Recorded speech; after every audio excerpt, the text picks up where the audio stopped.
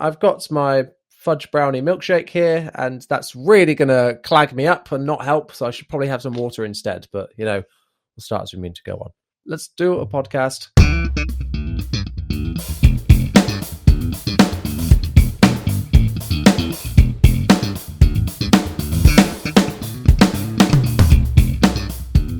Hello and welcome to In the Pocket, the bass guitar podcast where we get the lowdown on the low end. My name's Jonny, a totally average bass player, and each week I'm joined by a different co-host to talk all about that bass. So this week I am joined by the incredible multi-instrumentalist, solo artist, bass player for Dave Simpson Trio YouTuber, and freshly announced Anderton's TV presenter. Oh my gosh, can I fit any more accolades into this sentence? I don't know if I can. It's Karina Powell, aka Cici Bass. Cici. Hello. How are you? I'm very well, thank you. Amazing. It's so good to have you on here. We were, talking just briefly before hitting that big red record button, saying congratulations on, I'm sure many or every listener of this podcast will be aware of Anderton's and the shows that are on there, and will, have now seen you on there because I could get my words out. Come on, Jonny. I'm just so starstruck. That's the problem. I have the same problem. Because those that don't know, that Cici is now one of the co-presenters on the Sounds Like series. This has gone away since COVID and has come back with a vengeance. Absolutely. And you are, letting us hear all those low end tones on that show, which is awesome. It's so good to see it back, and seeing the reception of that video has been great as well. Really, really cool. I'm really amazed by it, and it really is a massive honor to be able to be doing it, and it was totally unexpected. Like, it was just, I got this message out of the blue, and I didn't know if it was real or not, and I kind of had a bit of a freak out, and I was like, yes, I'll do it. And then immediately after, I was like, oh my god, can I even do this? But you said yes before thinking about it. Yeah. Well, I kind of did a similar thing a few years ago where someone asked me if I could def on guitar, and I said yes, and I didn't play guitar. So that's how I became a multi-instrumentalist. But I wouldn't say yes to anything I genuinely didn't think I could do. So I have enough knowledge about my ability and what kind of time scale I can learn stuff in. So I knew that I would be able to do it, especially already playing bass. So I knew that I could get a grasp on it, but it was just like, right, I better actually go and properly learn guitar then for this. And it was all fine. So it worked out well. Well, that means that you could officially add that accolade to your title, being a multi-instrumentalist. Of course, yeah. I was going to ask what other instruments are in there. I was expecting I'm a pro glockenspiel player. Of course, yes. I do have a xylophone behind me. Wow! That almost beats my triangle. But in all seriousness, bass is my main instrument and is my first love. I mean, absolutely love it. But I do play guitar, drums, and a tiny bit of keyboard, although I've not delved into that quite so much, but I can kind of get around on it. But yeah, bass is kind of where I feel I can express myself the most, because that's kind of where my heart lies. Yeah, absolutely. That's the same as me. Like I play, not quite the same as me. I play a little bit of guitar, but then bass is just where, and guitar is where it started for me, but then bass is where I really found myself, and it's just what my whole personality is based around now. Pardon the pun. That's really cool, though. I like that. So each week we like to get to know our guests a little bit better by asking them 3 quick fire questions at the start. So let's kick things off with 3 words that you would use to describe your bass playing. Right, okay. So, furious has probably got to be number 1. And it's a word that other people have used to describe it as well, so I thought, why not? It's quite fitting, and I kind of agree. Not just in the tone of it, although it's quite an aggressive sound, but also because when I play, I really like to dig in. Like, I don't like to baby the instrument unless the song requires it. because the pickups in a lot of my basses, because I dig in so hard, they've actually got gouges out of them. And yeah, wow, so rock and roll. yeah, furious certainly seems to be a good word for it. So number one. Number two is probably percussive, because I tend to use quite a lot of muted notes, and I like to kind of add that extra rhythm in, especially because I do some solo bass stuff as well. It's nice to kind of have that extra rhythm sound as well in there. But again, because I play quite aggressively, you also get that percussive sound of my fingers hitting the strings and the pickups and stuff like that. So number two. Number three is melancholic, because there's kind of a weird Jekyll and Hyde thing going on with my bass playing, where there's that really furious, aggressive side, and then there's the really melodic, chilled out side with songs like Moth and things like that, where it's a really kind of ambient, melodic sound. And a few people have said it's quite melancholic, and I thought that was quite a good word to describe it, because apparently the note choices are quite, melancholic basically. Just describes it, pretty much sums it up. And the percussion is kind of the bridge between furious and melancholic, so it kind of all ties in together. So yeah, absolutely. Yeah. I love those three. I think they work together in such a symbiotic way. It's really nice. Thank you. Percussive is actually one that I think in the first episode of this that I used for my playing as well. I might be wrong about that, but it rang a bell then. I was like, yeah, because I totally know what you mean. Yeah. In like the muting of the notes and like the ghost notes to almost cool. add this whole extra, almost like an extra rhythm, to a layer to your playing. And it's essential when essentially you're blending in with a drummer as well in those situations. Yeah, exactly. So I think, that's great. Furious, excellent adjective. That's perfect. I'm also a furious pick player, and I've got pick in my hand right now because I'm obsessed. But yeah, I can't.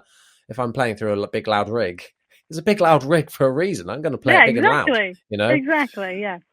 And melancholic. I'm going to struggle to say that word, so I'm just going to say melon. Melon. Wow. Melon. Bass playing is so sweet and melon. Like it. Incredible. I love those. The next one I think could be a tricky one for you, because I know you've got a lot of instruments in that room of yours there. And it's, what would you consider? And you might have to cover up some of the ears of your bass player. In fact, what are the ears of the bass? What are the ears? Is it the tuning pegs? That was my first instinct as well. Or maybe it's like the little hole over the truss rod at the top. You just put your finger in there. Or it could be the strap buttons either side. Oh, hang on. We're being really silly about this, aren't we? Because is the pickups the ears, because that's where the sound goes in. It probably isn't. But or is that the mouth? I don't know. This is a really weird. This could be a whole separate podcast, to be honest. The ears and the mouth. Bass anatomy. I describe my bass playing like the mouth. I play the mouth and the ears. Sorry, I digress. What would you consider to be your number one bass? Yeah, that is an extremely tough one, and it's gotten even tougher over the last 2 weeks, because I've gained a very, very important bass to my collection. So for the longest time, it's been the Ibanez Soundgear SR700 and the Anaconda Crusher CXE4. And I still absolutely adore them. They're both amazing basses. And then recently I picked up the Schecter Exotic P4, which is probably the clearest sounding bass I've ever heard. Like, there's not a single frequency missing. And it's how I would describe the other two basses I mentioned, in that it feels like me as a bass. Like, it really feels like a part of me. Yeah, it's that extension. Yeah, exactly, yeah. So really, really difficult to pick between those three. I'm not actually sure if I could. But I'm sorry to put you in that position. I'm going to say, for now, the Schecter, because again, I've just got it and I'm absolutely in love with it, and it is an amazing bass. But on pretty much a par is the Ibanez and the Anaconda. So Nice, difficult question. awesome. Yeah, I'm very sorry to put you in that, and you're an anaconda artist as well, aren't you? I am, yeah. Very proudly as well. I mean, they're absolutely gorgeous instruments. Andrew, the guy who makes them, is just an amazing luthier, and he puts so much time and care, and he's really communicates with you when he's building the basses. So, yeah, massively recommend them. Incredible. Awesome. Well, if he wants to pay I'm going to bleep that all out unless he pays me. So, no, of course. That sounds awesome. And that Schecter, oh my God. When I saw those advertised online when they first announced them, I was like, they're pretty cool. Like, oh, they look okay. And then seeing them in person, it was actually seeing yours when you post about it that flicked that switch in my head. And I was like, oh, really? Oh my God, that's a bit of me. Yeah, absolutely. When I was like, oh my God, like I'm a big Schecter fanboy. Yeah. I've owned a couple and they've always just been fantastic. I think like my third ever bass was a Schecter Model T, which is like the passive Seymour Duncan loaded PJ bass. Yeah. And that thing was insanely good. And I was an idiot for selling it. And yeah, that looks like that, but on steroids, Yeah. the I know roasted exactly what maple you mean. neck. Yeah, and because it's active, that one, isn't it, as well? It is, yeah. Yeah, it's just, I love everything about it, so I couldn't ask for any more in a bass, really. Yeah. I always tell people, like, if they're thinking about trying out a different brand, try Schecter, and because people just go, oh, well, it's only for metal, and you're like, I know. Well, it is great for that, but no, like it can do. Yeah, they're just fantastic. It does everything. Yeah, literally. Yeah, absolutely. I'm very jealous. Anyway, I got to shake that, otherwise I'll be annoyed with you the entire podcast for having that very nice bass. I'm having to cover it up behind me, so that he doesn't get jealous. It's giving me the eye over the camera. It's very inappropriate. Anyway, the third question is why did you pick up the bass? So it's a bit of a strange answer, but it was Paul Gray from Slipknot. So I was browsing YouTube when I was about 11, and I came across a video just by chance of Paul Gray from Slipknot teaching duality on bass. And at the time, I didn't actually know what bass was, and I thought it was pronounced bass. So I was watching a video, and the second that I saw him play it, I was like, whoa, I want that. That's exactly what I want to do. So it's one of those questions where there is an answer, but there's not necessarily a reason I could give why it was the bass. I'm not sure what it was, but no instrument I'd ever looked at had captured me quite like that one, because I'd always been a massive music fan, but I didn't obviously know too much about what went into it, like instrument wise. So discovering that, it was like something clicked in my head, and it was like I was meant to do it, if that makes any sense. Yeah, that's like the most spiritual answer I think I've had on here. It just came to me. I love it. I do think awesome. Everything happens like kind of as it should. I always think if something's supposed to happen, then it will, and if something doesn't happen, even if you really wanted it to, then it probably wasn't meant to happen, and even if it had, it wouldn't have been what you wanted it to be. So I always think it's just really good to kind of listen to what the universe is trying to tell you, and also what music is telling you when you play, and all spiritual stuff like that sounds all weird, but kind of is a big part of my playing. So not at all. Like I totally get it, and I kind of get that feeling as well when you pick up a bass, and sometimes you can't explain why it feels so right, and you're just like, damn, I just connect with this instrument. But yeah, that's awesome to hear, and I love that it was like a specific player that you're like, that's it. That's what I want to do. Yeah. So I'm guessing you're a big Slipknot fan then. I absolutely love Slipknot. Because I always remember there's a quote that Corey Taylor said after Paul unfortunately passed away, which was, anyone who met Paul, even if they didn't know it at the time, he changed their life forever. And although I never met him, he certainly did change my life forever, because I don't even really know what I was doing before I played bass. So statement is Oh, still wow. really true. Wow, that is so strange, but like amazing. I can just imagine your face when you read that, like being like, Yeah. "Oh my god, Yeah, that's me, definitely.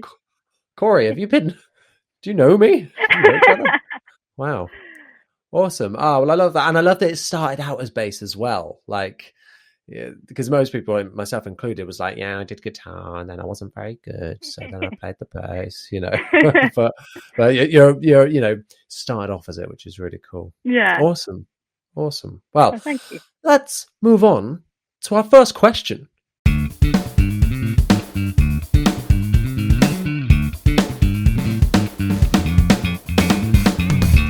Question 1 comes from, oh, by the way, I always do this up top. Questions.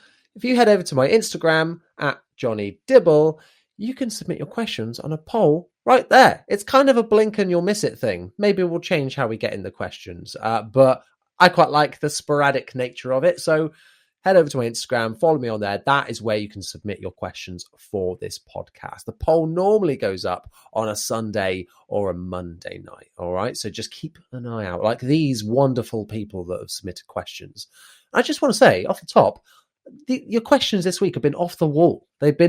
I struggled to like put the best ones together for this week because they were all really good. So yeah, I'm definitely going to hang on to some in the bank for a couple of weeks' time. But yeah, question 1 comes from Calamord Music, who says, "What bass do you want to love but just can't?" He says for him, it's a Stingray. So the first thing we need to do is ban Callum from ever watching any of my content or listening to this podcast or interacting with any human ever again, because how dare you? No, that's fine. It's all personal preference at the end of the day. So yeah, Callum doesn't really like Stingrays. Cici, what jumps to mind to your brain for you on this one? So I know this is possibly going to be a bit controversial, but hear me out because I have a very good reason. So for me, it's the jazz bass, like mostly any style, any make of that style. I don't tend to get on with because they've got that kind of melty body shape, and for lack of a better way to describe it, and I've got this thing called scoliosis, so there's a curve in my spine. And I always find that because of the shape of the body and where it makes the bass sit on me, it never feels fully comfortable to play. I always feel like I'm kind of battling to keep it in the right place. And that is certainly a me problem rather than the bass problem. But unfortunately, it kind of makes jazz basses a bit uncomfortable to play. So that's what springs to mind for me. But there's been the occasional jazz bass, which is extremely lovely and I've fallen in love with. But as a general rule, they're kind of a bit of a no-go for me. Well, I think that perfectly answers the question. It's ones you want to love, but just can't, and that's not because you're like, no, they're just gross and I just don't get them. That's fair enough. It's funny. It's so strange. Like I wouldn't have thought that the difference in the jazz bass shape compared to a P bass would have that effect. Yeah. But I guess it's so subtle, but actually makes a big difference. Yeah. I think it's because they sit you have to kind of sit with the neck forwards.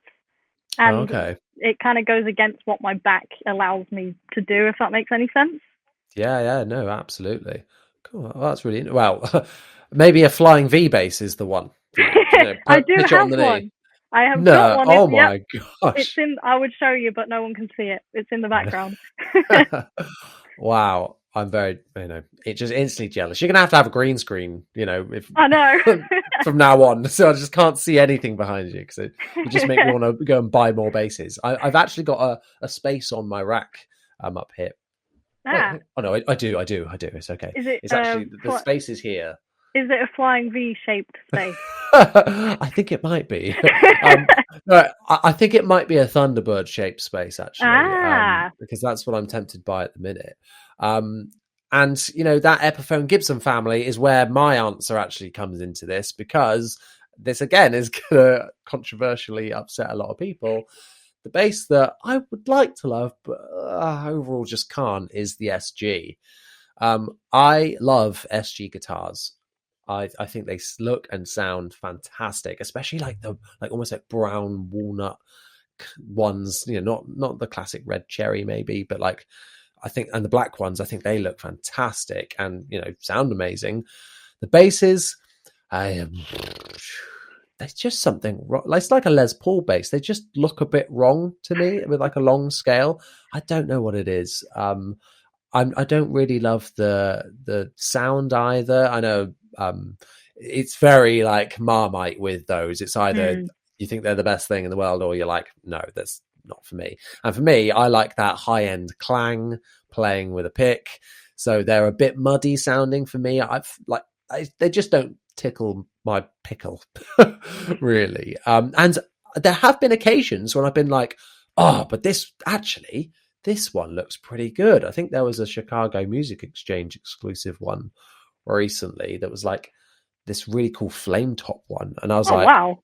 Yeah, I know. And I was like, yeah, I love that. That looks so good. But I know in practicality, it just wouldn't work for me. I have to kind of agree with you on that as well. I've never been the biggest fan of SG basses, so I totally get where you're coming from with that one as well. Yeah, I could see you were like kind of waiting to say something, and I was like, oh no, I've either really upset you by saying I thought you're going to whip out like 3 SG basses and be like, oh, Cici has left the chat. Oh no. But that would have been, that'd be a monumental occasion on the podcast, is just someone to storm out. So feel free to at any point make the headlines. Okay, I might just do it just because you've given me the option. So yeah, any slight thing that annoys you from now on, gone. Yeah, it's SG for me now. If you'd asked me a year ago, I would have upset a lot more people because I would have been a Rickenbacker. Because I never used to get on with them. I thought you were going to leave then. No, not at all. I never, I just didn't get the sound. I just hated the way that they looked. Now it's like a 180. The look of them now, I'm like, yeah, I definitely want one day. Yeah. Maybe like a natural one or like an all black one or something. I'm like, give it to me now.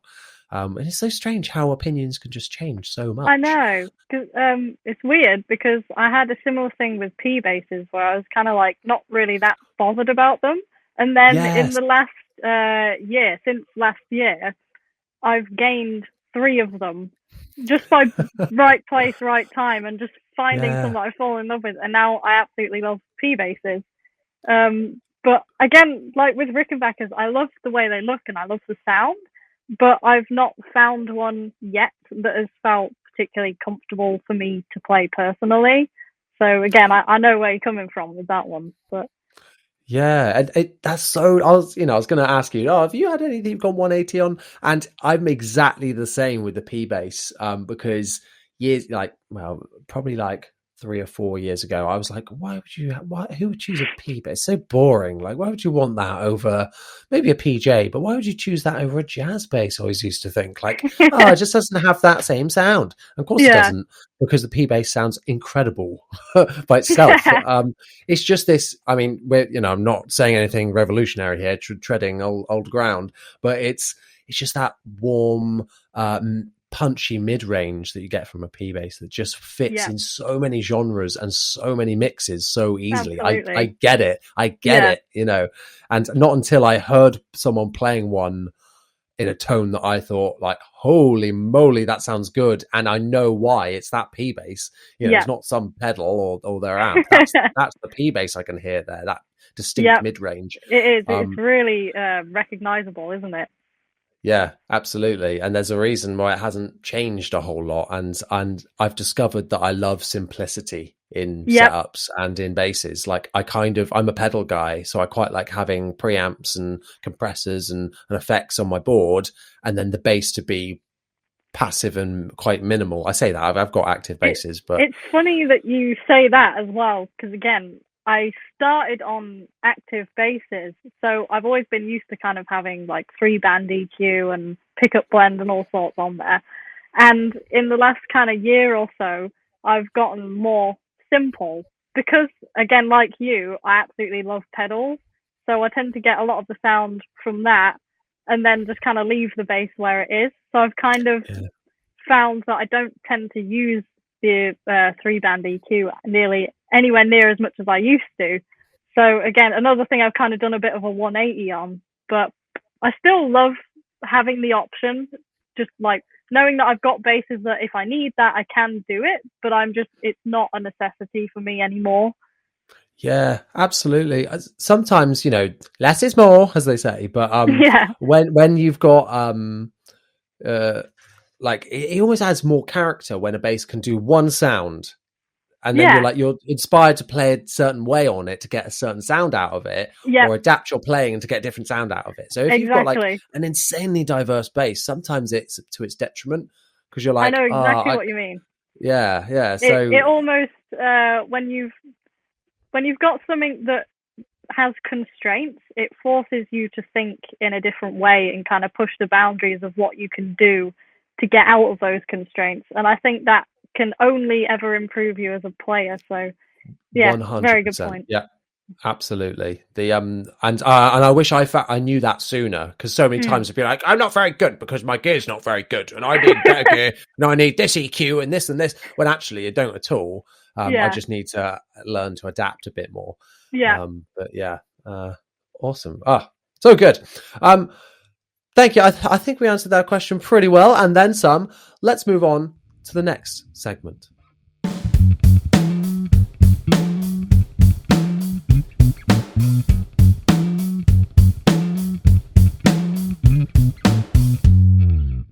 This is the news. I love the news. There's always people who are like, what news for bass guitar? What are you talking about? There's news every week or every 2 weeks when we do this podcast. And I'm going to start it off with a bit of, we're going to start on a downer.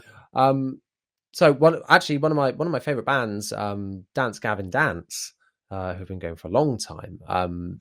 They announced recently that their long-serving bass player Tim has passed away, and it sucks, man. That was a big hitter for me. I really like that band, have done for years.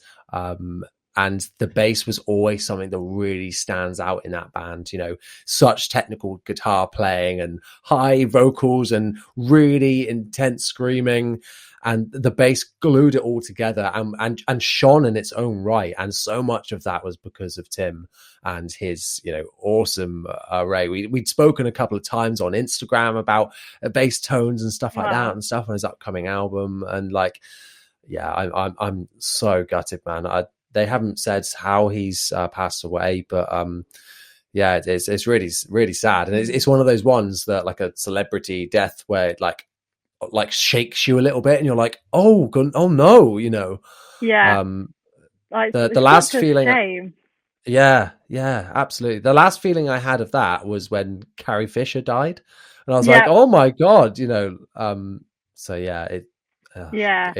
absolutely sucks. And in a way, I mean, it's absolutely awful, but as someone who didn't know the band, so I'm not going to pretend that I was a fan and I knew of him, but I knew of him through this, and his legacy is kind of living on because now I'm starting to discover them. So if there's any kind of silver lining, at least he'll kind of live on through the people that hear his stuff and that he's inspired. So absolutely, because they just did a whole they do their own festival, Dance Gavin Dance, called Swan Fest, because their guitarist is called Will Swan, and it's all like similar kind of bands that are on that lineup, and the whole thing, this is like days before the festival, and the whole thing's dedicated to him. Their whole backdrop was him, and so it's really raised awareness for all these people, and so that like you say, his legacy really will live on even more so. So rest in peace, Tim. You will be missed. Anyway, let's get on with the podcast, shall we? Hey. So on with the news. Loads more releases this week, which is really exciting. So just after I finished recording last week's podcast, because of course, great timing, Harley Benton, good friends over at Thoman, dropped their new range of basses. I say new range, it's just like 2 versions of a bass with 4 and 5 strings. But I was shocked about these. I'm I cannot remember the name of them because it's all like letters and numbers and I stuff. know. And I'm terrible. they're doing a real they're doing a real Ibanez. They are. I'll try and get it up on my phone whilst we're talking. But they're kind of inspired by some old school arias, apparently, which I wasn't familiar with until somebody said that in the comment section, because I was like, you know, Harley Benton, they, you know, let's not beat around the bush. They rip off other designs or copy other designs, should we say? That's the one. That's the one we should say, isn't it? Yeah, well done. So I was like, what is this? It's not a ripper or a grabber, so I'm a bit upset. So what is this? And yeah, it was this aria, and they look okay, these bases. I don't love like the shape of the horns. The top one's a bit too long for me. I mean, have you seen these? I have seen them, but only today. So my first kind of time seeing them, and I wasn't blown away, but I've not played one, so I can't pass judgment on what it's actually like as a base. But me neither. I've played Harley Bentons before, and you know, for the prices, they are insane. But what's interesting about this, and because I thought, you know, they're bringing out new bases, prices have gone up across the world. This is going to be a £300 to £400 base. They are, drum roll, the 4 strings, £164. Wow. That's pretty amazing. I know. Yeah. I'm like, how on earth have they done this? And it's roasted maple necks all round. Oh wow! They've got 4 strings, 5 strings. Believe they're active. In fact, I didn't know that. I think they're active. Yeah, they're active. They've got Wow. Yeah, hang on. What's going on here? Because we've got 3. I'm just looking at a picture of the 4 string. We've got 3 knobs on there. Oh, hang on. Oh, it's a stacked knob. It's a stacked knob. Okay. I'm guessing. God damn it. Damn. I'm guessing that's going to be volume, and then like a 2-band preamp. Then, I'm assuming. So yeah. That's even more for your money. You know, that's crazy. Have you noticed?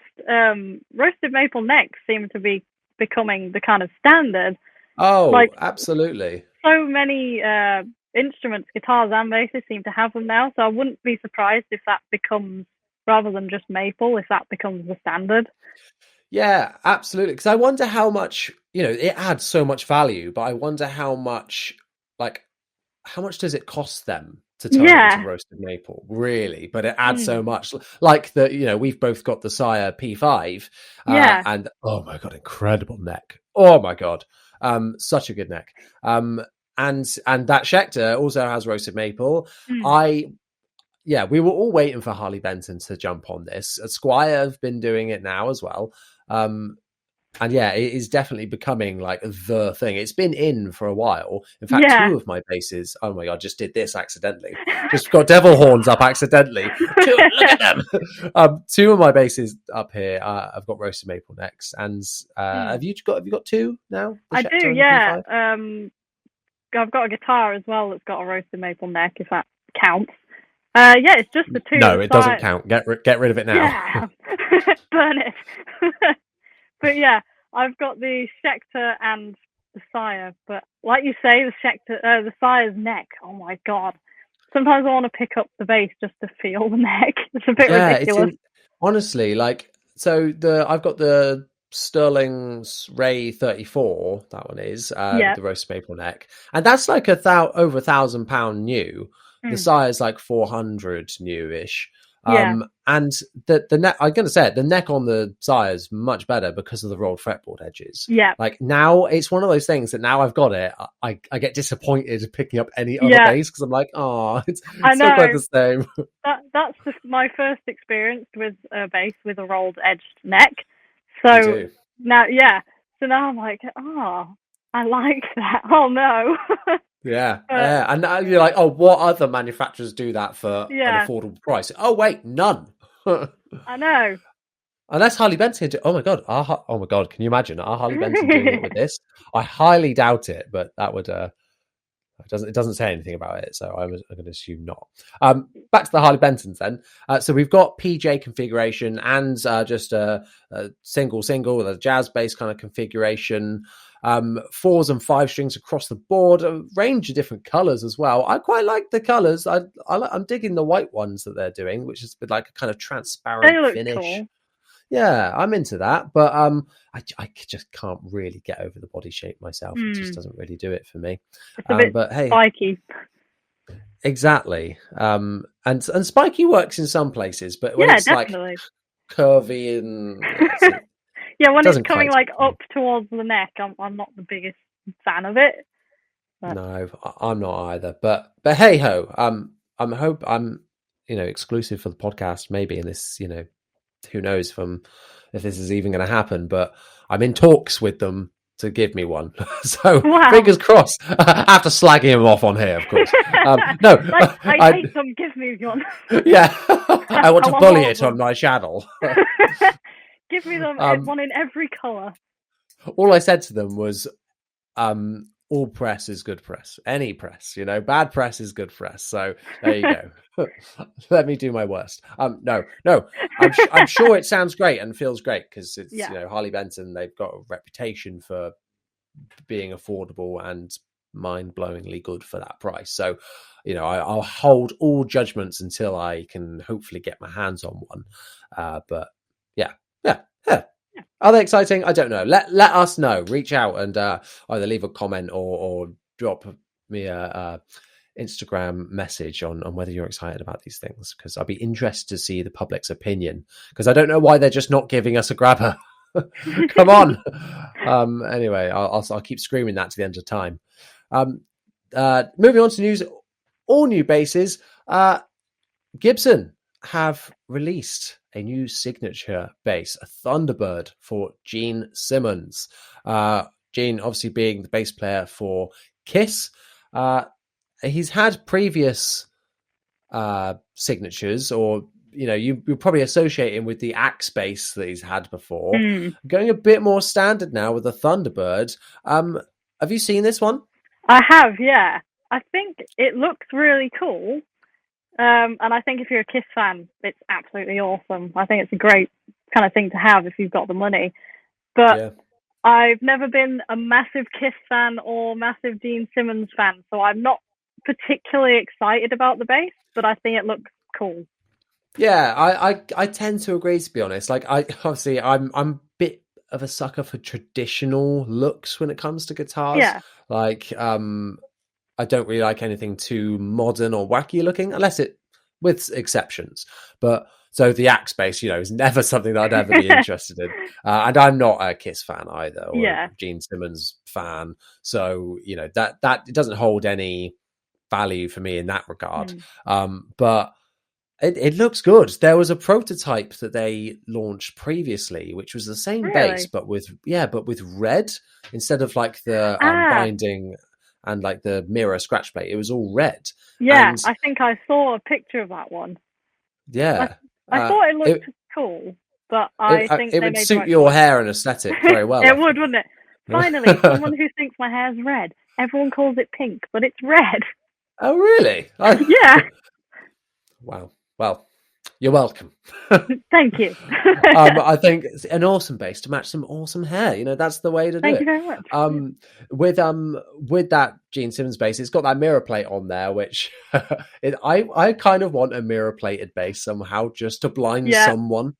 That's or just my to be first that thought. guy. Yeah, when I see them, I always think, how many people can I blind with this? Yeah. Laser bass. Just across the stage. People in the front row getting their eyes burned out. My retinas coming out with everybody need glasses, and I'm like, join the club. Now you know what it's like. It's the other thing about that bass is it's horrendously expensive. Of course, it's a Gibson, it's a signature. It's like $3,000.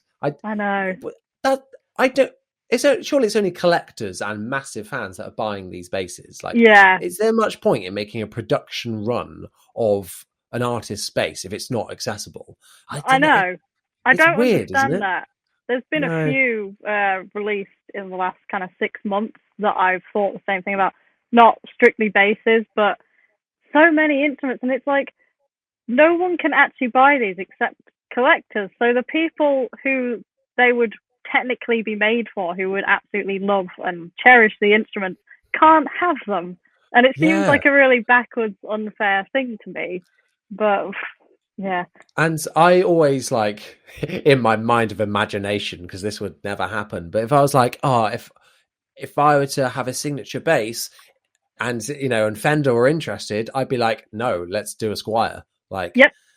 I love affordable instruments and always an advocate for like, you don't need to spend loads of money. You can, do great things on, especially nowadays, you can do great things and actually, become a better player because of it as well if you have an affordable instrument. And definitely, if you're paying $2,000, you're not going to be that much. It's not that much better, Yeah, exactly. I'm of the exact same opinion, and it's funny you say that because I've always thought, on the off chance I ever did get some kind of signature bass, I would want it to be affordable, because it's kind of, I feel like I wouldn't feel good about not giving something back to the people that had kind of got me there, if that makes any sense. Absolutely. And I know how much it means, like, as someone who likes things like that, I know how much it can mean to own things like that. So I would want people to be able to have that. Yeah. And I know, I guess they kind of got to look at it from the point of like, right, Kiss fans, Gene Simmons, this isn't going to be kids necessarily that, although it could be, you never know. But I don't know why Squier have really stopped doing signature basses. Like, I can't think of the last one that they did. And racking my brain now, I'm like, is there still one in production? I'm not sure. I'm not sure. But Pete Wentz, when his was, insanely popular, and he said, like, why I want kids to be able to have this and like be able to get hold of it and play it and start playing music. So why would I want to have this crazy expensive one that no one can buy? And since then I've been like, yeah, makes so much sense. Exactly. I was going to mention that as well. So great minds and all that. You know it. So moving on to even more expensive basses. And actually, I'm not sure about the price of this bass, but knowing what you're going to say, it's not much better. Yeah, I will look up the price in a second, and my jaw's probably going to drop to the floor because Joe Dart has another new signature bass, or a second version of signature bass. You might have seen, I think it was last year now, the Joe Dart signature Music Man Stingray. Awesome looking, really simplified Stingray with just all like a woodish finish. I don't know on the specific woods he's got. I assume it's a maple body, maple neck, this white pickup, and he did a short scale, a couple of different colors, single volume knob, and that was it. And Joe Dart is a phenomenal player, and on a couple of videos that we've been seeing online of him recently, he's been sporting this a new bass, which people have been like, excuse me, what is that? And it is essentially his same bass, but with that Music Man humbucker split into two like jazz pickups, essentially. And that's what this new one is, the Joe Dart 2, whether that's because it's 2.0 or whether it's because it's now two pickups. Yeah. I don't know what the thought process is there, but yeah, look pretty cool if you're interested in that kind of thing. It does. It's a pretty cool looking bass. Yeah, absolutely. I'm a sucker for a Stingray. That sounded like a song, like a 60s song title then or some reason. Sucker for a Stingray. Yeah. Joe Dart 2. Let's just give it a quick Google to see how much this thing is. I mean, oh my god. Yep. I mean, I haven't even got to that yet because what I've just seen is the price of a second-hand last generation one. It's $2,500. Yep. Oh my gosh. Okay, well, I'm going to endeavor to try and find the price of this. Oh, I can see, I actually did a quick Google before starting this podcast to see about if there's any more news. And this has literally just been announced at time of recording. So Wolfpack, like 2 hours ago, put out a video on it. Oh gosh, yeah. Okay. It's $2,700. Oh no. Yeah, I don't think I'll be getting that. But hey, I'm excited. It's cool regardless. I really like big magnet pole pieces. I had a Schecter, I can't remember the name of it, just like a J4, I think they're called, the old ones, jazz bass, and that had like the big pole pieces in the jazz bass pickups. I know the ones you mean, yeah. Yeah, and it just gives you like this bit warmer, fatter sound, I think. It's a bit like the Sandbergs or Delano pickups. They've got it as well, or and Music Man and style humbuckers. I really like those, and I'm sure I haven't heard this bass yet, but after this, I'm going to be taking a listen for sure. Yeah. Oh, so there's probably someone listening to this podcast going, wow, I'm going to be very poor now if they buy all of those basses we talked about today. Apart from the Harley Benton. Oh yeah, exactly. Oh, that is balancing it out big time. Amazing. Right, let's move on to our second question. Question number 2 comes from, oh gosh, sorry, I can't read my phone very well.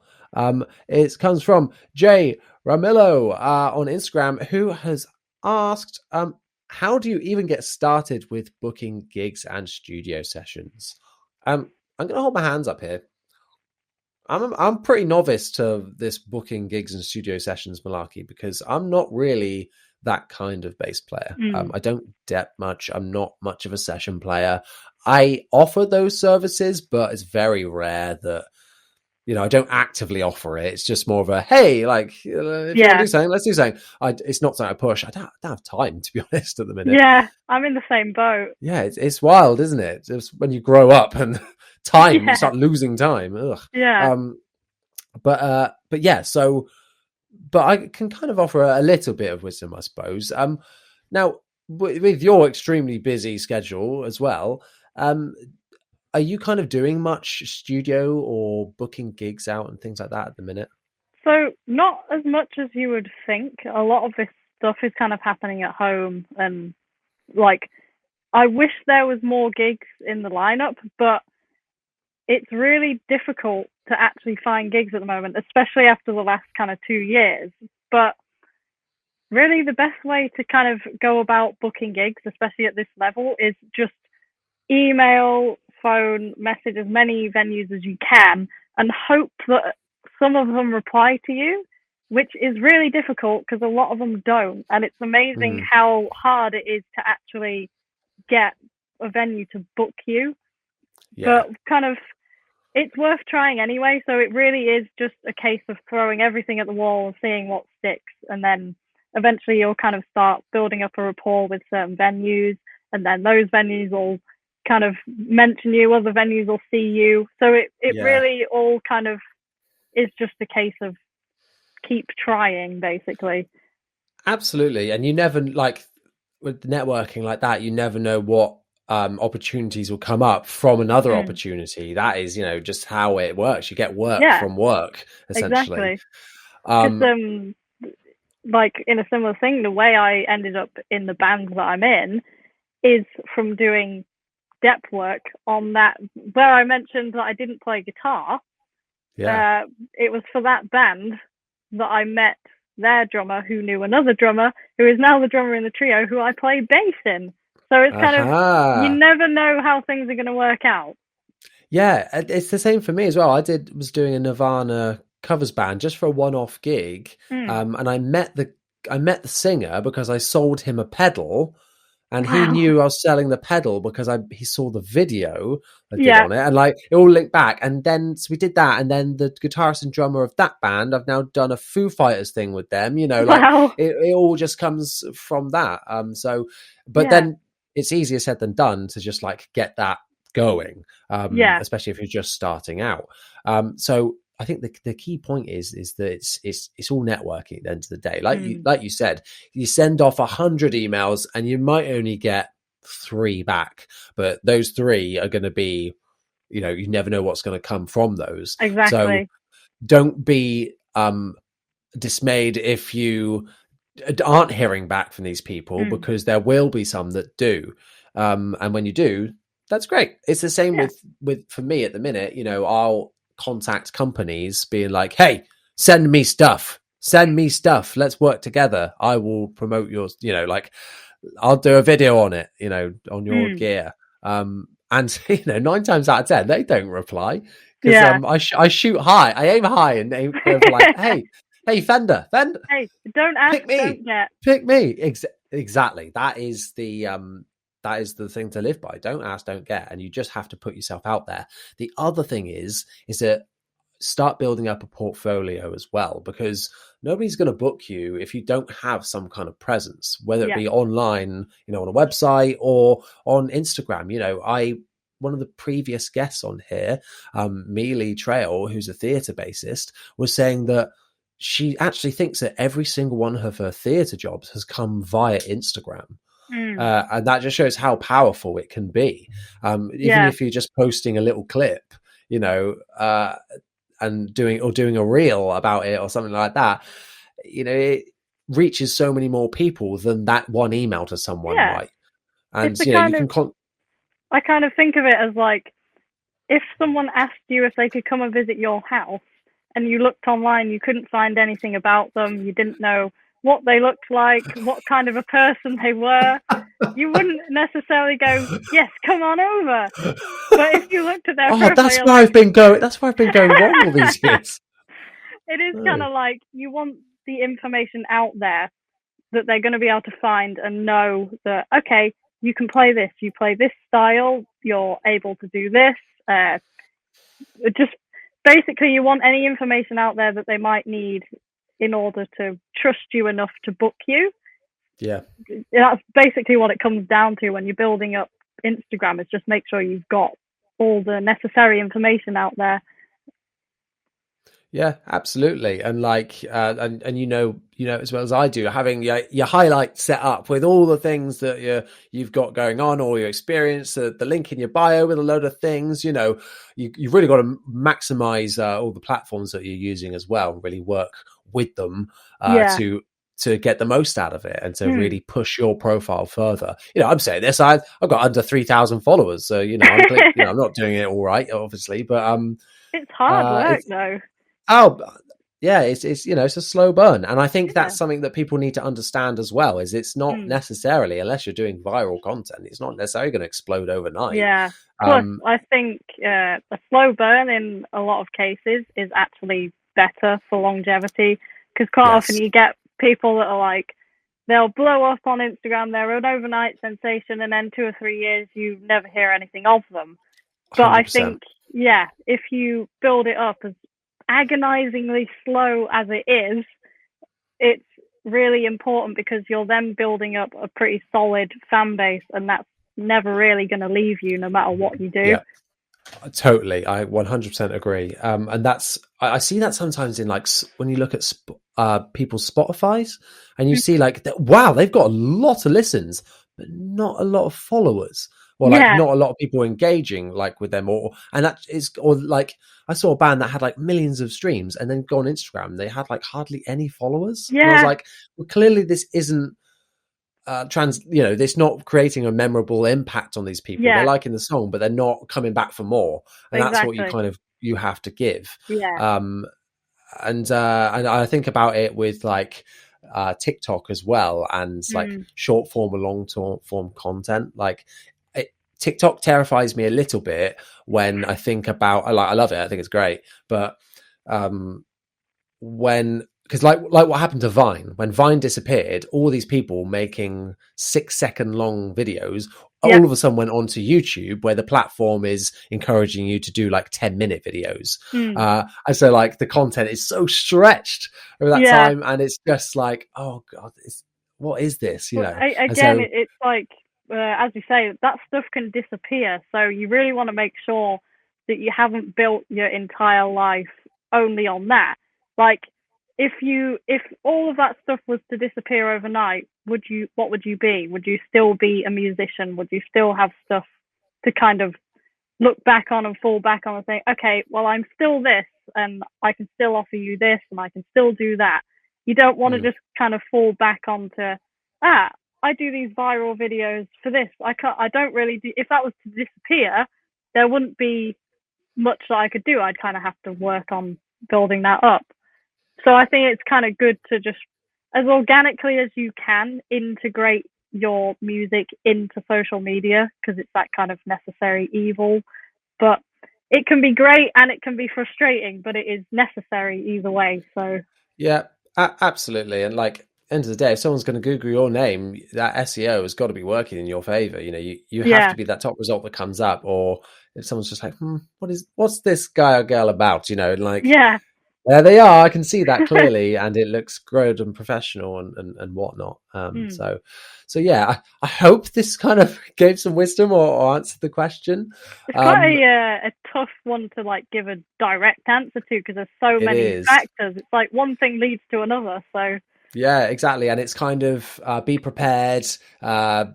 Get your profile sorted, and it's kind of who you always remember. It's who you know, not what you know sometimes as well. So it's all about those contacts that you have. And I full well know trying to book bands for my own originals band, you know, back in the day is a nightmare, you know, and I'd be like, oh God, like I don't know anyone. How do I do this? And it's so hard to make that step to get off the ground. But, you know, so I feel you there on, you know, struggling to get started with this kind of thing because I know what it's like. But yeah, I hope there's some kind of pinches of wisdom in there that you can apply. Just stick at it, basically. Yeah. Keep going. You got this. Thank us in the future. Let's move on to the next segment.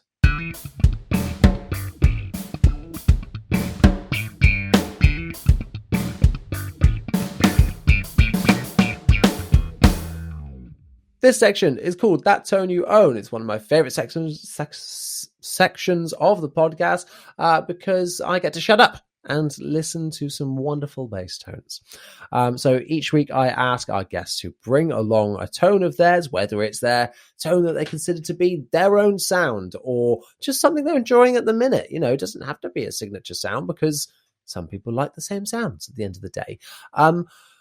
Now, Cici, I asked you to bring along a tone. I didn't ask you to destroy my ear holes and my speakers with wonderful sounds like this.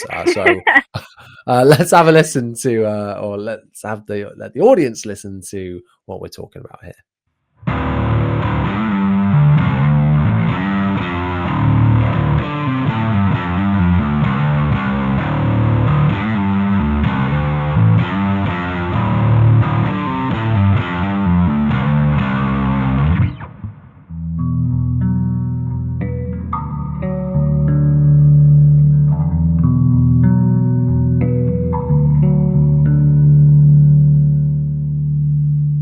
I had my headphones on pretty loud from doing some editing.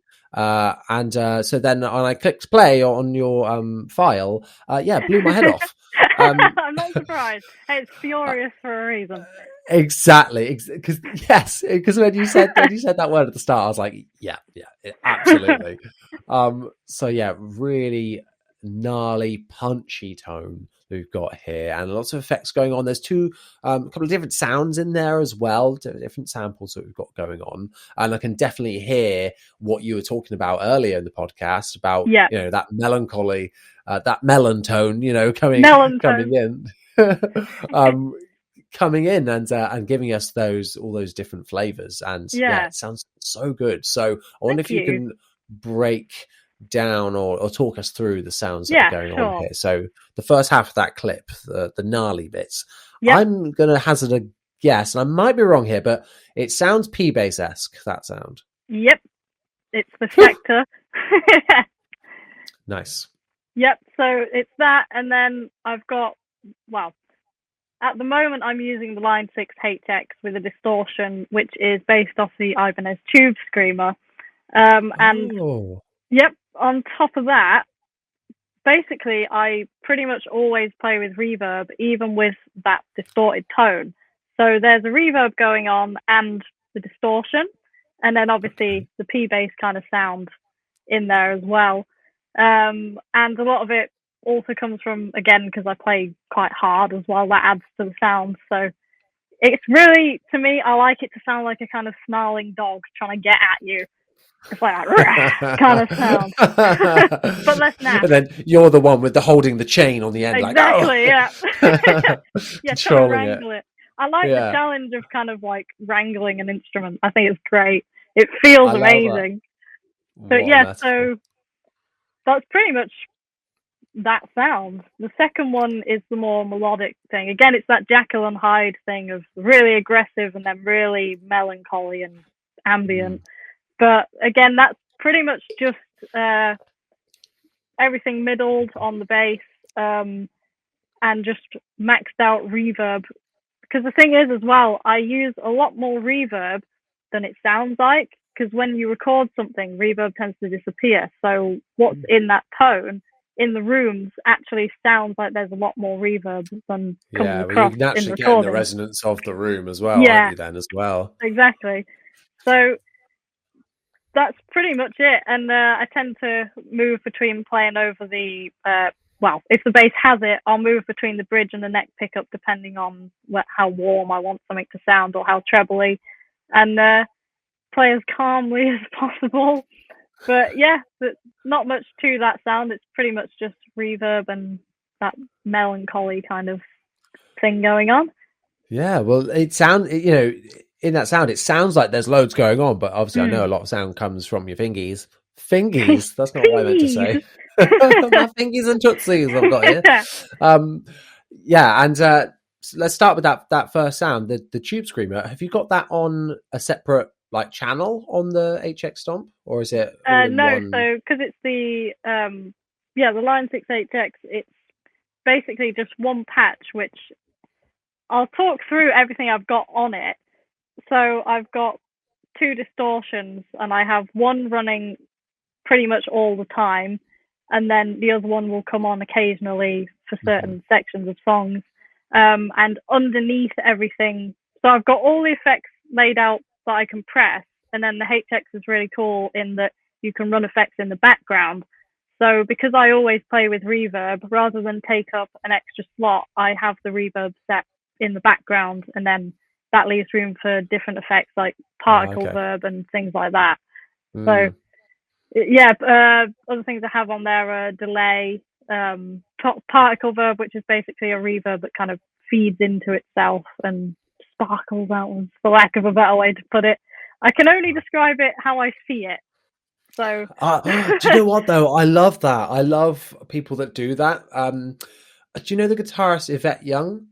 I know the name, yeah. She's got like this green sparkly Talman Ibanez signature. Yeah. And she is from the band Covet. Can't remember how you pronounce it, but she's actually one of my favorite guitar players because she's insanely melodic in the way that she plays, and incredible. But she was on Anderton's, I think, once on one of the Captain meets. I think I might have seen her. She's awesome. I love her. I think she's great. I really want to check her out now. Yeah, she's really cool.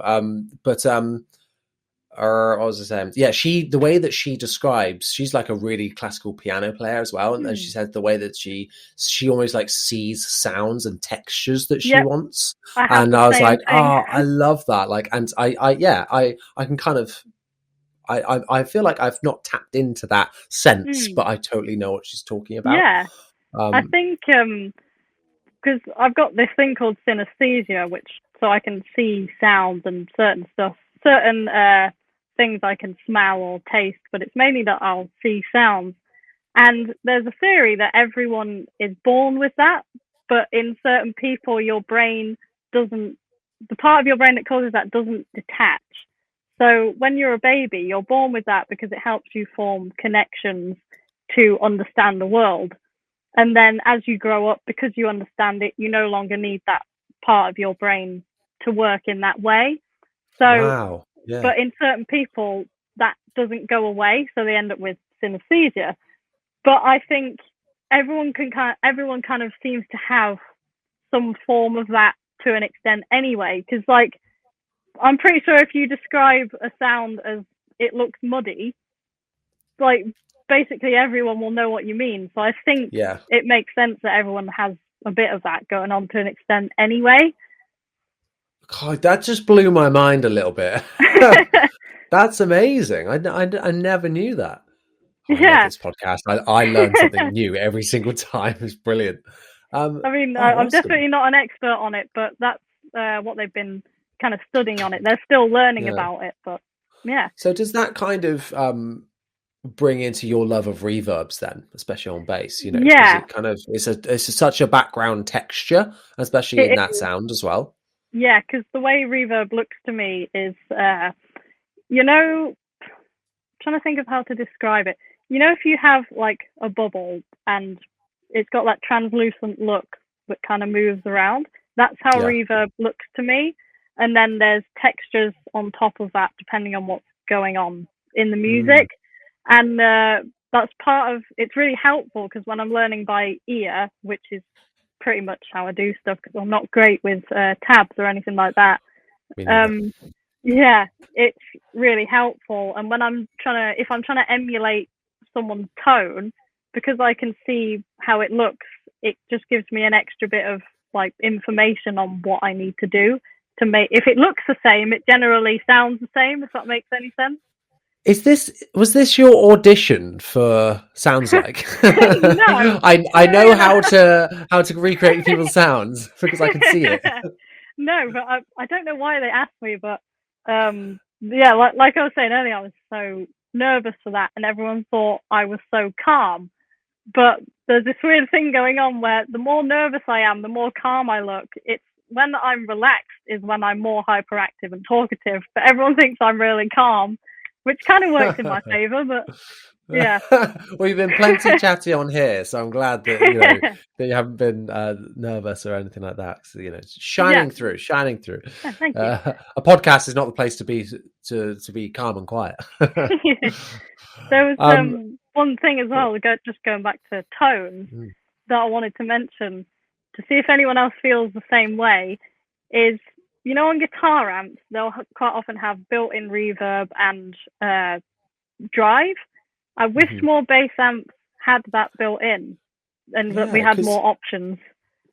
I'll be honest, reverb isn't something that I really delved into that much with bass. I'm very much like my essentials are like a preamp on the board, some kind of distortion, and a compressor. Not in that order, but compressor's a big one for me that I always like to have. Yep, compressors. Yeah, I think a compressor, if anything, is the thing on the end of the chain of the snarling dog. It really is, yeah. Yeah. Holding it all back from exploding in your face. What was I saying? Can't remember. Those are my essentials. Reverb. That's it. Yeah. So I'm quite fortunate in that way that a lot of amps, if they're going to have something, they normally have like a built-in compressor or drive. But yeah, reverb I think could be really cool. I'm definitely going to explore more with it now because it's interesting when you said about seeing it, and my mind instantly went to like some reason I see a reverb as like almost like a mist and a gas around the sound. Funny, that's where my mind went. Certain ones do look like that, depending. So yeah. Interesting. Yeah. So like where it's just, I suppose it's filling out that frequency, isn't it, with this like wider open sound. Yeah, exactly. Yeah. I could talk for ages about that stuff, but I won't. Yeah. That's a whole, I keep saying it, a whole other podcast idea. It right is, there. Yeah. I did a video on it, but again, it's pretty long, so I don't want to bore anyone with that. Well, I'll try and remember to put a link to it in the description of this, because I'm sure many people will be like really interested in checking that out. Oh, thank you. Yeah, no worries if you can't. It's just if I remember, that's what it's essentially on. I want to, and I will if I can. Let's move on. Thank you so much for bringing along those tones. Sounds so good. Oh, actually, before we go anywhere, what's the amp in those tones? Are you going through the Ashdown rig there and recording it? It's the Ashdown ABM 600 Evo 4, and I've got Mesa Boogie cab mic'd up, which has EV speakers in it. But quite often live, I use an Ashdown cab, like a 410 most of the time. It's mainly the amp that's giving it the sound and the pedals. So yeah, big Ashdown fan as well. So nice one. Yeah, I think my first like proper rig was a Ashdown ABM setup. Really? Yeah, but it's Yeah. like the 500 Evo 3. So you got Yeah. I've got the 600 Evo 4. I'm like, whoa, you've come a long way. Cool. Bloody hell. But yeah, no, they're incredible amps and so Yeah. chewy and warm feeling. Yum, Yeah. yum, yum, yum, yum. Awesome. Well, thank you so much. Let us move on to the final segment of the podcast.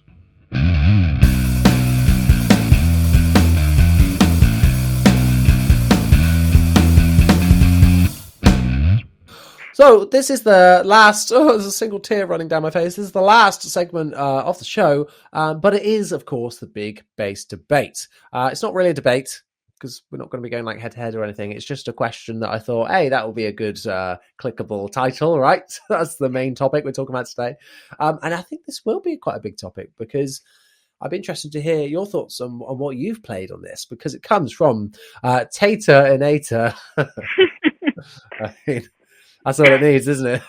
On Instagram, I love your name.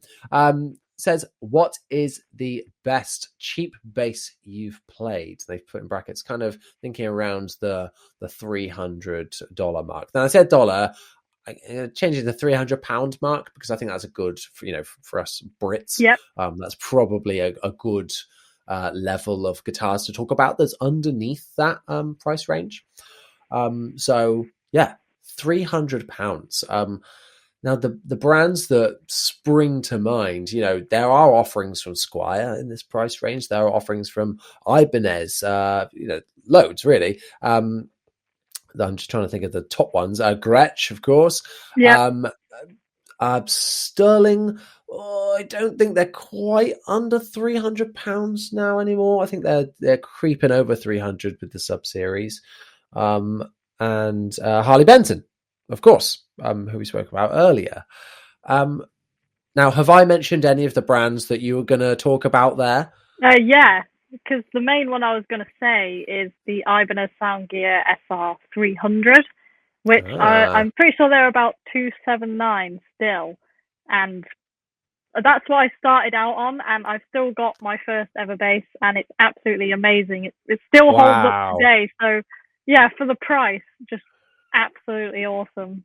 Incredible. I can't. I'm really sad that I don't have my first bass. It was like a really cheap off-brand. I think it was called a cheetah, like the animal. Amazing. That was the brand, and it was like a really cheap P-bass copy, which was just absolute ass. But I've really wanted to try and do a video series on trying to track it down to try and find it, see where it is, but it's been too long. I think it's been too long, and because I swapped it for an iPod. I know, so stupid. Shows how old I am as well. Yeah, I remember iPods. Yeah, it's weird, isn't it? I'm like, I still got an iPod Classic, and it's what we use for our band backing tracks because it's got so much. Yeah, because it's got so much battery life on it. Yeah, they're amazing. It's perfect for it, but it means that I've got the charger broke for it, so I had to buy a new iPod Classic charger. You try finding one of them. Yeah, I bet that was difficult. Yeah. Anyway, definitely digressing there. The Ibanez, going back to your first bass, remind me, is that a PJ configuration one? No, it's it's basically two soap bar pickups. So, nice. Oh, right. And it's like a high-end Ibanez. Yeah, basically. Oh, yes. In fact, I think I'm thinking even more affordable with like the passive PJ Ibanezes. I know the one you mean now. Yeah. Awesome. What is it about that bass then that has made it one of the best for you? For that bass? It's really diverse. There's so many factors, but it feels amazing to play, and because they're quite dainty, but they don't feel flimsy, but they're just so easy to get around, and they just feel so well built, which they are, clearly, because I've not had a single problem with it in like nearly 12 years that I've had it, and I've played it so much.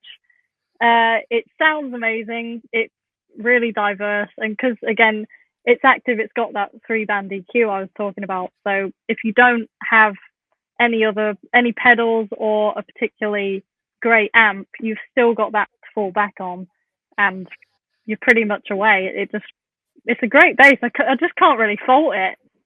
Yeah, you're like, well, what do I want to upgrade anything on it? Not really. And yeah, exactly. sometimes you could be, and because it's, you know, a first bass as well, you almost don't want to take that sacredness away from it.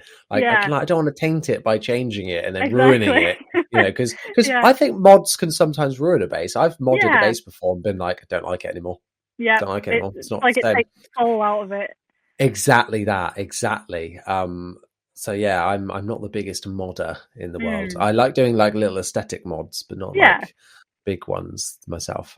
You're totally right about that. There was one more as well, just to quickly mention, on the uber cheap price range is the East Coast MB4, which I think is about $170, and that is an absolutely awesome bass. My only kind of, if I could pick one fault with it, is that the preamp in it is a little bit noisy. When you're playing, that's not a problem because it goes away, but it's kind of like in between playing, unless you turn the volume down, you have a bit of a rumble going on quietly. But yeah, that is, I think that is a thing with, because when we talk about like cheap, really affordable basses, normally when people are going to buy one for the first time, I'm normally like, don't get an active one. Yeah, probably avoid, like, get something passive where that little amount of money has gone into fewer components. There's almost less to go wrong. Yeah, you know. I totally agree with you on that one.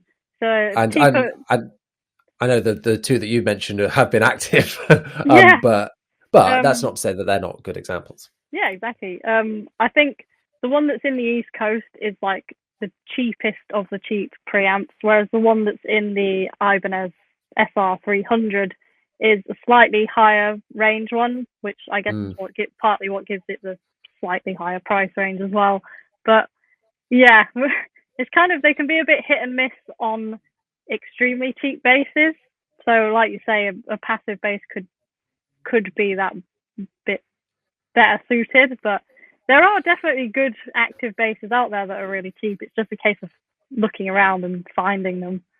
Yeah, absolutely. And I was hoping to find that with the Ibanez Talman, the TMB 100 that I had. Forgot the name of it then. Because I thought, I kind of dig the weird looking nature of this thing. And, you know, I think it could be pretty good. I've heard pretty good things. And it was a good bass apart from the preamp. And I thought the pickup was not great. That was one of those cases where the preamp was unusable in places where, like, you turn the bass up and it's like, why is it this much? It was just so like, like just so like farty and horrible sounding. And then the treble is like way too clangy. And I like a clangy bassy bass. But that was way too much. And I'm like, why? That's just unusable. Why would you ever want that? Even with like pretty modest tone dialed in on the amp, you know.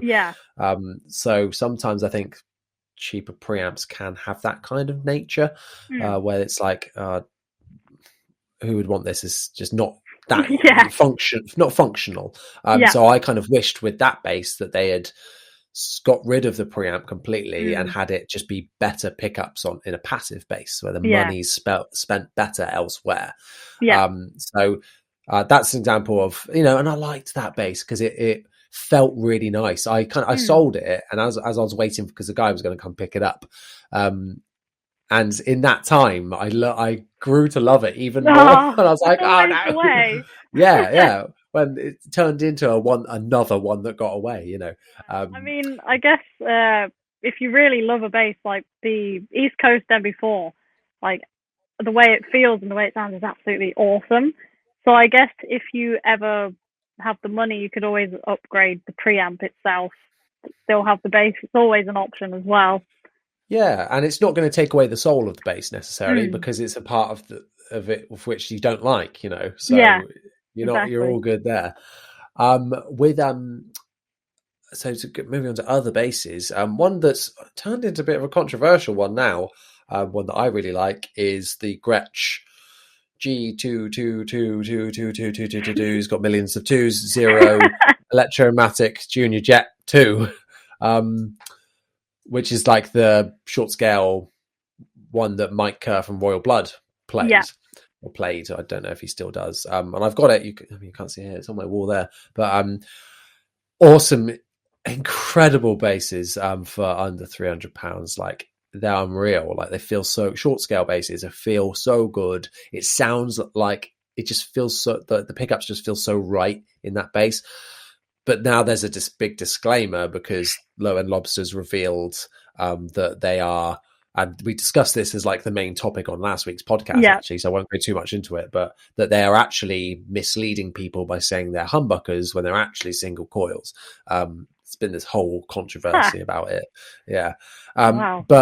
But that doesn't take away from it, and I said this last week, it doesn't take away from it being a great base. And so I had to mention it in this segment of under £300 because it's a mind-blowingly good base. And if you're after a short scale, I always recommend that one because it just sounds awesome. Squire, talking about Squire. Now, I want to try some more of the modern Affinity range. I've only tried the Jaguar, the 2021 Jaguar. Like the medium scale one with the single humbucker. And I thought it was fine. I thought it was okay. I didn't love it, but I think that's because of the nature of what it was, not necessarily because of the quality. I think they've upped their game, but I can't say that Squire is the Affinity range is the first name that I go to when I think the best cheap bases I've played for that price, So actually one of my main recommendations comes from the brand. I don't know if you know it, SX. This brand? It rings a bell. So they've been going for a long time, and they make super affordable bases. Second hand as well. You can get them for like £100. Oh, nice. And they're mainly like P bases, jazz bases, and I think they do a Warwick base as well. And the P base I had, it was incredible. It felt so good to play. I couldn't fault it nearly. The pickup maybe wasn't. It was a tiny bit muddier than the Squire maybe, but it wasn't enough that I was like, oh no, this is a trash base, really bad. It was awesome, and I really like that brand now because of it. Yeah. I just think that they do really cool stuff, and you can find them in like cash converters and places like that, which is amazing. Of course, we're talking about the new price 300. If you go in second hand, that's that's a whole other ballpark. But for new bases, that's certainly a cool option. And there are other budget brands as well, like Vintage, and you said East Coast do a whole range of bases for that price range. I think I'm trying to think of others, but Vintage I think is an interesting one. I've not played them for a few years though. Yeah, I know their old stuff was really good, but I know they've changed factory, so I'm not sure if they're still as good as they were. But depends what model you can find. Yeah, absolutely. So yeah, we won't be recommending Vintage this time. My exactly. Mine probably goes to SX. I feel guilty giving it to Gretsch with the current controversy. So yeah, I think that's probably our range of the best ones we've played. I just know after this podcast I'm going to go, oh my god, I didn't mention that one, and I'm probably going to have to like edit it in later. Oh yeah, by the way, I remembered what it was. It's actually this. But yeah, I think that pretty much wraps it up, and some great different ranges and different types of bases I think we've got in there. So yeah, good work. I think we've smashed it on that one. Yeah. So that's unfortunately it's a positive note, but brings us to the end of our podcast, which is big sad times.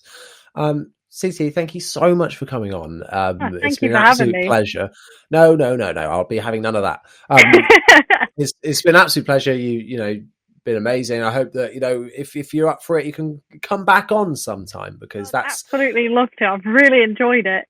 Oh, good. I'm glad. Yeah, that's how I want this podcast to run. That if guests want to come back, they can. That's why it's a co-host, because we just talk the shizzles about bass rather than focusing on specifics. Like it's just a fun time. Just a fun time all around. Always up for that. Awesome. Thank you. So this is your time to shine now. You need to tell the people where you're at, what you're doing right now, where they can find you. Go for it. So I'm really pushing my YouTube channel at the moment, which is Cici Bass, and that's Cici as in CICI, not CC, as a lot of people seem to think. So really pushing that. I do a lot of demos. I talk about various things like why I started playing bass and the synesthesia thing. Cover all sorts of things, and I upload original music on there and occasionally covers if I can get away with them. I'm on Instagram as Worcesterfarian, so that's Worcester as in the town of Worcestershire, and Farian. Pretty easy to find, but you can also find me on Instagram if you search Cici Bass or Karina Powell. I'm on Bandcamp as well under the same name, Cici Powell, Cici Bass. Where else actually am I? This is a bit where I forget what other platforms I'm on. Bebo, I'm on Facebook. MySpace. What's that? Bebo and MySpace? Yeah, they're the ones. LinkedIn. You can see my whole profile on there. All of my accolades and everything. But yes, so there's that. I'm currently working on a solo album. Well, it was going to be solo, but I've decided I kind of want to add in a few different like guest artists as well, because I think it'd be really cool to have other input. So that's in the making. One of them is Dave Abraziz, who was the drummer in Pearl Jam, which I'm really excited about and really grateful that he wants to be part of it. So there's that going on. And I also play bass in the Dave Simpson Trio, and we have an album out on Bandcamp. So that's pretty much it. Wow. So much. Links for everything or most things I'll try and put in the description of all of these as well. So head down there and go check it out. Make sure that you are leaving lovely reviews, 5-star reviews, please. Only 5 stars, unless it's out of more. Actually, oh my God, have I been recommending 5 stars and it's actually out of 10? That would be really bad. Like, 5 out of 10 every time. It's fine, this podcast. No, I think it's 5 stars. I think it is. I know on Spotify it is, so I'll just go with that. Wherever you're listening to this, if it's on YouTube, drop us a like, drop us a comment, hit that subscribe button, and everywhere else, make sure you're following the podcast. Follow me on Instagram at Jonny Dibble to get involved and join the community, and let's keep growing this thing together, because love talking to different people on here and to you guys at home as well. So reach out and let's catch you up online, baby. Okie dokie. That brings us to the end. Everybody, thank you so much for listening. We'll see you next time. Bye.